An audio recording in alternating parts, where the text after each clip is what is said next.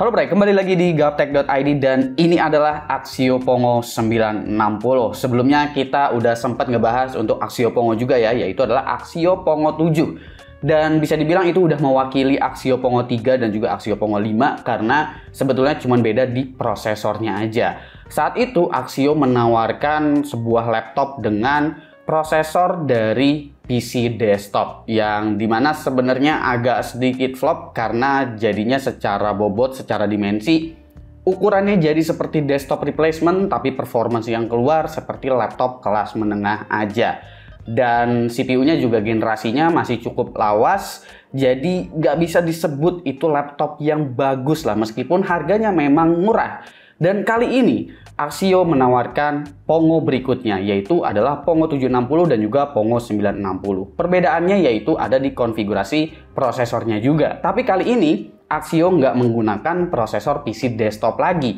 Tapi ini benar-benar udah menjadi sebuah laptop gaming yang memang proper menggunakan CPU laptop pada umumnya. Yang ada di gua ini adalah versi Pongo 960 dengan Intel Core i9 13900H. Apa aja improvement yang diberikan oleh Axio pada Pongo 960 ini? Mari kita bahas laptop yang satu ini mulai dari desainnya dulu seperti apa. Kali ini gua cukup seneng dengan desain dari Axio Pongo. Ini memang masih OEM dari Clevo ya, tapi ada detail-detail yang memang sepertinya ditambahkan oleh Axio, seperti finishing warna yang di sini gua sangat-sangat suka.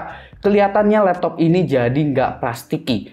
Finishingnya itu benar-benar bagus dan bertekstur, jadi seakan-akan ini bukan sebuah surface plastik. Di bagian covernya juga itu punya warna yang sama, silver-silver gitu, tapi ini nggak segelap warnanya HP Omen gitu ya. Jadi laptop ini tuh punya kesan yang sangat-sangat berbeda dengan laptop gaming lainnya. Karena dia punya warna yang silver cerah gitu dengan logo Axio Pongo yang berwarna merah. Padahal sebetulnya jika logo Axio Pongo-nya ini warnanya tuh abu-abu yang lebih gelap aja, sehingga laptop ini kelihatan jauh lebih kalem, pasti bakalan jauh lebih keren lagi daripada ini. Tapi gue udah seneng dengan detailing-detailing kayak garis-garis tegasnya itu di bagian cover ataupun di bagian dalamnya. Laptop ini jadi kelihatan jauh-jauh lebih mewah daripada Axio Pongo 3, Pongo 5, dan juga Pongo 7. Secara dimensi juga laptop ini jadi jauh lebih compact karena nggak menggunakan komponen PC desktop di dalam sini. Dimensinya ada di angka 35,9 x 23,8 x 2,39 cm dengan berat 2,1 kg. Bobot dan dimensi dari laptop Pongo kali ini cukup umum untuk laptop gaming kelas menengah. Nggak seperti Pongo 7 yang punya dimensi seperti desktop replacement dengan spesifikasi mainstream. Di bagian I/O-nya juga ini udah cukup lengkap ya. Paling menurut gua kurangnya itu adalah USB Type-A-nya. Kan ada dua nih, tapi yang satu lagi itu hanya USB versi 2.0 aja.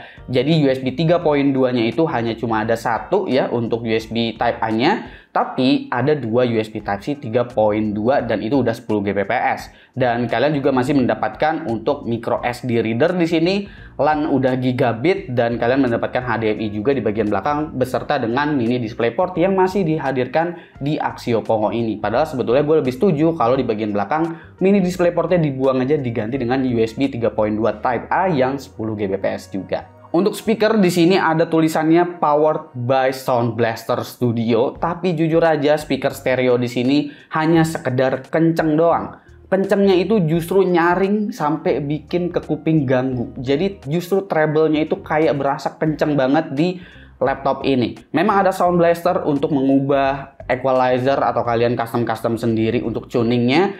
Tapi kayaknya nggak nolong karena memang kualitas speakernya memang udah mentok seperti itu. Jadi memang kualitasnya agak kurang. Mungkin Sound Blaster ini bisa dimanfaatkan apabila kalian colok speaker lagi karena disediakan audio jack juga di laptop ini. Untuk bagian layarnya ini berukuran 15,6 inch dengan resolusi Full HD 144Hz 100% sRGB.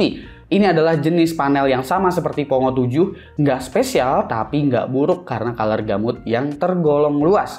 Ketimbang kompetitornya yang memang menawarkan spesifikasi serupa alias laptop dengan RTX 4060 yang murah, jika kita lihat kompetitor-kompetitornya memang jarang yang menawarkan layar dengan 100% sRGB di level harga ini, terutama untuk laptop yang menggunakan RTX 4060 dengan harga yang sangat-sangat murah. Perlu diingat bahwa Axio juga punya versi 760-nya dengan Intel Core i5 dan itu layarnya juga nggak dipangkas. Spesifikasi menggunakan Intel Core i9 13900H GPU-nya, RTX 4060 laptop GPU, RAM-nya 2x8GB DDR4 3200 MHz, NVMe PCIe Gen 4 SSD 512GB, ada Wi-Fi 6 dengan Bluetooth 5.2, include dengan Windows 11 Pro, tapi belum ada Office. Harap maklum aja ya, karena ya ini secara harga juga terjangkau dan mungkin belum menjalin kerjasama juga dengan Microsoft. Dan platformnya ini memang menggunakan platform memori DDR4 sehingga secara cost itu jadi bisa lebih terjangkau untuk dipasangin prosesor dengan tipe yang tinggi. Kalau kita ngelihat di MSI itu memang dia menggunakan platform DDR5 tapi menggunakan prosesor AMD Ryzen 7 7735HS yang dimana itu kelasnya jauh berada di bawah Core i9 13900H ini. Tapi perlu diingat bahwa Core i9 13900H itu perlu tuning khusus. Perlu cooling yang bagus, perlu power limit yang gede, baru si Core i9 13900H ini bisa menjadi kelihatan potensi performance-nya itu seperti apa. Opsi upgrade di sini tersedia 2 slot SODIMM DDR4 dan ini udah bisa di-upgrade ke 64GB dual channel. SSD-nya bisa pasang 2 slot M.2 dan udah ada dukungan PCIe Gen 4. SSD bawaannya kali ini terlihat cukup menarik karena Axio menggunakan OEM dari Samsung, bukan dari VC Pro lagi ya. Sistem pendinginnya menggunakan 5 heat pipe dengan 2 blower fan. Untungnya kali ini blowernya nggak punya noise yang mengganggu. Ada suara seperti jet, iya. Hampir semua laptop gaming emang seperti itu, tapi nggak berasa tajam yang ngebikin ganggu telinga. Sirkulasi udara juga kelihatan improve di sini. Lubang-lubang di cover bawah kelihatan cukup terbuka meski tanpa lapisan mesh. Area belakang dan samping juga full kebuka. Tapi kalian bisa lihat ya di sini fin dari heatsinknya itu kelihatan raw dan kurang rapih aja gitu. Apakah kualitas coolingnya jadi jauh lebih baik daripada versi Pongo sebelumnya? Kita bakalan ngeliat nanti. Dan untuk tahu coolingnya baik atau enggak, sebaiknya kita harus cari tahu dulu power limit dari prosesor dan juga GPU di laptop ini. Karena temperatur yang tinggi belum tentu menunjukkan cooling yang jelek. Karena seperti yang kita tahu bahwa prosesor dari Intel itu memang bisa beroperasi pada 100 derajat Celcius. Dan perlu kalian tahu juga bahwa kita harus mencari performance-nya di titik 100 derajat Celcius itu. Performance-nya itu kencang atau enggak di 100 derajat Celcius. Itu akan menandakan coolingnya bisa menahan clock speed yang tinggi dan juga power yang tinggi atau enggak. Begitu pula dengan GPU-nya. Maka dari itu kita harus lihat dulu nih untuk power limit dari CPU dan juga GPU-nya. Laptop ini memiliki 4 profile power, yaitu Performance, Entertainment, Power Saving, dan Quiet. Power Saving dan Quiet di sini akan menonaktifkan GPU Discrete, jadi fungsinya hanya sekedar buat kegiatan ringan dengan iGPU Intel UHD untuk mendapatkan daya tahan baterai yang lebih panjang. Control Center di sini juga UI-nya diubah total, nggak berasa raw dan lebih keren. Axio juga nambahin setting battery care atau limiter gitu ya, untuk yang parno dengan angka 100% jika dicolok terus. Dan bisa ngeset makro keyboard juga selain RGB-RGB-an. Profile Performance akan memberikan power limit CPU di angka 90 Watt untuk PL1, sementara PL2 atau Turbo Boost ada di angka 115 Watt. Untuk GPU-nya akan diberikan DGP di angka 100 Watt. Power limit ini termasuk tinggi karena untuk CPU akan diberikan sustain power di 90 Watt, bukan 65 atau 75 Watt. Profile Performance akan memberikan power limit CPU di angka 45 Watt untuk PL1, sementara PL2 atau Turbo Boost ada di angka 115 Watt juga. Lalu untuk GPU-nya akan mendapatkan TGP di angka 85 Watt dengan sustain power di 75 Watt. Ini akan memberikan kemampuan single core yang tetap kencang pada CPU-nya, tapi akan drop performance pada multicore. Sementara untuk GPU akan mengalami sedikit penurunan performa di sini. Dengan konfigurasi power limit tersebut, sayangnya Axio Pongo 960 hanya dapat menahan beban sekitar 80 Watt aja coolingnya. Pada titik junction temperatur 100 derajat Celciusnya bisa menahan 100 Watt tapi bentar banget. Setelahnya turbo langsung nonaktif dan berjalan di 80 Watt dengan temperatur yang masih di atas 90 derajat konstan. Cooling ini hanya akan ideal apabila kalian set ke mode entertainment. Ketika CPU berjalan pada rating 45 Watt, temperatur yang kalian dapatkan akan lebih adem, yaitu di 70-an. Di sini turbo pun nggak berjalan di 100 Watt ternyata, melainkan di angka 80 Watt aja. Padahal temperatur belum menunjukkan angka junction temperaturnya atau TJ Max. Jika dilihat melalui Cinebench R23, performa yang ditawarkan pada mode performance cukup konsisten. Jadi ini termasuk baik meskipun memang kalian bisa temuin Core i9 13900H yang lebih kencang sedikit dari ini. Pada mode entertainment, kalian akan kehilangan performance multicore kurang lebih sekitar 20 sampai dengan 30%. Wajar, ini karena power limit CPU udah di-cut 90 watt ke 45 watt. Efisiensinya masih dapat. Sementara untuk single core, mode performance dan entertainment cuma punya sedikit aja perbedaan karena belum mencapai angka 10% bedanya. Sayangnya, ketika dipakai main game, temperaturnya ini masih cukup tinggi karena sistem turbo boost yang selalu naik turun. Sehingga kalian akan tetap temuin temperatur 100 derajat Celcius untuk CPU-nya. Ini bukan nggak aman, aman aja kok. Tapi gue yakin penggunanya yang nggak nyaman. Dan untuk GPU sekelas RTX 4060, tentu ini angka temperatur yang sangat tinggi ya, karena bisa nyentuh hampir 90 derajat Celcius. GPU hotspotnya di laptop ini juga mengkhawatirkan di 98 derajat Celcius ketika sedang load ya. Dan memori temperatur di laptop ini bisa tembus ke angka 100 derajat Celcius ketika load. Rasanya area GPU ini memang masih jadi PR yang besar untuk Axio Pongo. Oke, kalau kita ngomongin mengenai performa dari GPU-nya, untuk mode performance ataupun mode entertainment, ini graphics score kalau kita ngelihat dari 3D Mark Firestrike itu selisihnya cuma sekitar 2000 poin aja. Yang menandakan memang penurunannya nggak sebegitunya signifikan ya, karena masih berada di bawah 10%. Jadi kemampuan dari RTX 4060 laptop yang ada di Axio Pongo ini sebetulnya masih terbilang oke, cuma memang concernnya ialah ada di temperatur ya, karena GPU hotspot dan juga memori temperaturnya yang udah cenderung tinggi. Tapi di sini laptopnya masih menunjukkan performance yang cukup konsisten untuk RTX 4060-nya.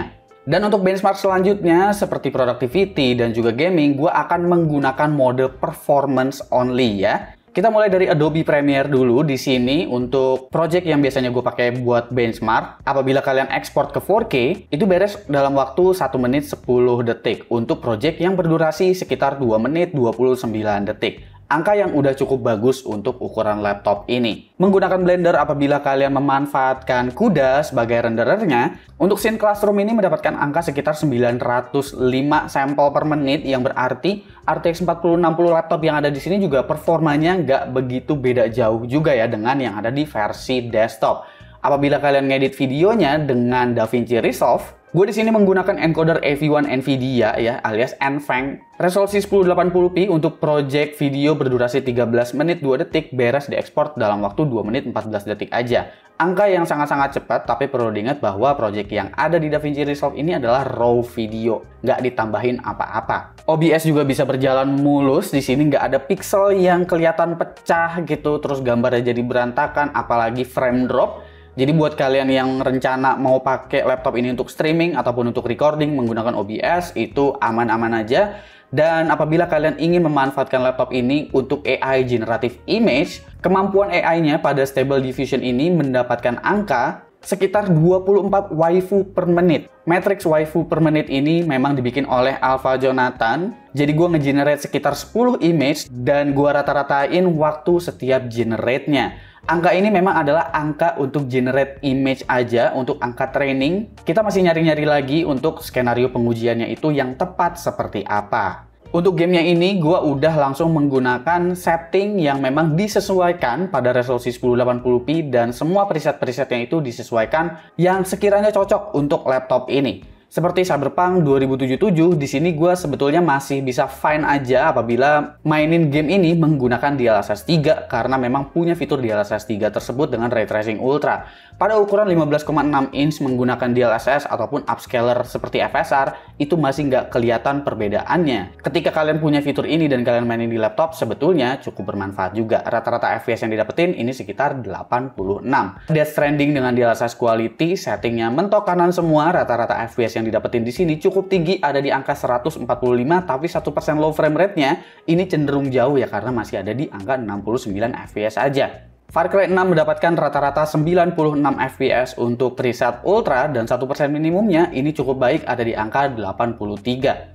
Hogwarts Legacy apabila kalian menggunakan Ray Tracing Ultra dan juga DLSS Quality, kalian sebenarnya masih bisa mendapatkan rata-rata FPS yang cukup bagus ya, di sekitar 50-an. Tapi 1% low frame rate-nya itu cenderung jauh di sekitar 20-an. Gue udah coba matiin Ray Tracing dengan resolusi native, tapi hasilnya itu memang masih 60-an karena 1% low frame rate-nya memang yang cenderung rendah. Jadi dibiarkan aja Ray Tracing-nya nyala, sebetulnya feel-nya masih sama aja experience-nya. Preset Ultimate di sini mendapatkan rata-rata 115 FPS dengan DLSS 2 quality, 1% minimum FPS-nya di game ini juga masih cukup bagus. The Last of Us Part 1 untuk preset mentok kanan di sini bisa mendapatkan rata-rata 85 FPS dengan 1% low frame rate di 57. Untungnya pada resolusi 1080p ini, game The Last of Us Part 1-nya masih belum mengalami missing tekstur atau penurunan kualitas tekstur. Jadi cenderung teksturnya masih aman meskipun ini VRAM-nya 8GB selama mainnya di resolusi 1080p dengan DLSS 2 quality. Lalu Shadow of the Tomb Raider, di sini kalian bisa mendapatkan rata-rata 106 FPS, angka yang udah cenderung tinggi untuk setting mentok kanan di game ini. 1%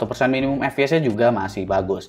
Dan apabila kalian pingin main game kompetitif, jelas ini udah bisa ngejar refresh rate 144Hz-nya. Rata-rata FPS-nya udah lumayan tumpah-tumpah ada di 370, 1% minimum FPS-nya juga masih lebih tinggi daripada refresh rate-nya. Jadi nggak worry untuk harus ngidupin adaptive sync dan segala macam. Yang menarik dari laptop ini adalah SSD yang diberikan itu OEM-nya dari Samsung kali ini. Jadi bukan SSD yang ecek-ecek. Jadi kalian udah dapetin NVMe PCIe Gen 4 dengan kecepatan sekitar 6,7 GB per second. Sebetulnya ini up to 7 GB per second, jadi mungkin itu bakalan di-achieve semisal SSD-nya kosong dan write-nya itu sekitar 4,9 sampai dengan 5 GB per second. Random 4K-nya juga bagus banget, ada di angka sekitar 275. Oke, kita masuk di bagian harga dan juga kesimpulan untuk Axio Pongo 960. Untuk harga resminya di Indonesia, ya iyalah ini kan laptop brand Indonesia, itu harganya ada di angka 19,9 juta rupiah untuk versi yang RAM-nya 16 GB dan juga SSD 512 GB seperti yang gua review di sini. Kalian juga bisa dapetin yang versi RAM 32 GB dengan SSD 1 TB di angka 21,4 juta rupiah untuk garansi resmi yang masih berjalan selama 1 tahun aja. Saingan dengan config seperti ini ialah MSI Bravo 15 ya, harga MSI lebih murah, tapi emang dari config CPU-nya dan layarnya ini lebih unggul. Tapi ingat, Axio juga punya Axio Pongo 760, yang dimana itu menawarkan harga yang kurang lebih identik juga dengan MSI Bravo 15. Axio improve cukup banyak pada Pongo 960 ini, mereka cukup berani menawarkan config CPU Core i9 13900H dan RTX 4060 dengan harga di bawah 20 juta. Yang dimana kompetitornya masih menawarkan GPU RTX 4050 aja untuk laptop 20 jutaan jika CPU-nya sama-sama Core i9 13900H. Axio improve dalam finishing design. Ini emang masih OEM Clevo, tapi ada beberapa aspek yang dibuat lebih selain tempel logo doang. Seenggaknya ini tampil jauh lebih baik daripada Pongo 3, 5, dan 7, alias di seri sebelumnya itu. Config SSD yang dikasih kali ini juga nggak ecek-ecek, control center kali ini juga dibuat lebih niat, config komponen juga berani ngasih generasi baru semua. Tapi aspek cooling memang masih perlu jadi PR untuk Axio. Mungkin perlu tuning ekstra agar laptop ini bisa berjalan pada temperatur yang nyaman, bukan sekedar jalan di batas aman aja. Gua nggak berharap mendapatkan tuning yang sangat-sangat kencang untuk Axio Pongo ini karena gua akan banyak banget berkompromi dengan harga yang memang lebih terjangkau daripada kompetitornya. Tapi seenggaknya kalau laptop ini berjalan dengan temperatur yang sangat nyaman di mata penggunanya, maka garansi 1 tahun itu mungkin bisa jadi nggak terlalu was-was ke user-usernya. Improvement yang menarik dari Axio Pongo menandakan mereka emang punya pergerakan yang cukup serius untuk masuk ke market laptop gaming di Indonesia. Komen di bawah menurut kalian gimana untuk Axio Pongo 960 ini. Jangan lupa subscribe, Gozubki, dan seperti biasa sampai jumpa di lain kesempatan.